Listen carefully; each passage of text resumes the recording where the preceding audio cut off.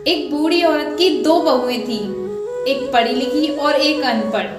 वो औरत पढ़ी लिखी बहू से ज्यादा प्यार करती थी, अनपढ़ बहू से पूरे घर का कामकाज करवाती थी। पढ़ी लिखी बहू जो भी कमाती अपने शौक मौज और अपने बच्चों के लिए सारा पैसा खर्च कर देती। छोटी बहू को जो भी पैसा मिलता वो अपनी एक छोटी सी गुल्लक में पैसे डाल दिया करती थी। गुल्लक में पैसे डालते देख बड़ी बहू हंसती थी और कहती थी कि आजकल गुल्लक में कौन पैसे जमा करता है।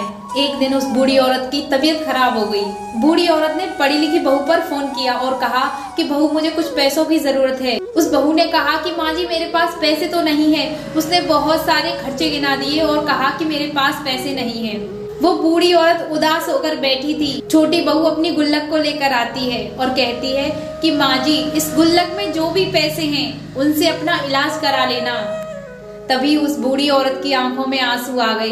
तभी वो बूढ़ी औरत सोचने लगती है कि जिसे मैं अनपढ़ गंवार समझती थी, आखिर वही बहू सबसे समझदार बहू निकली। दोस्तों, पढ़ा लिखा होना जरूरी नहीं, बस सबसे जरूरी है समझदारी।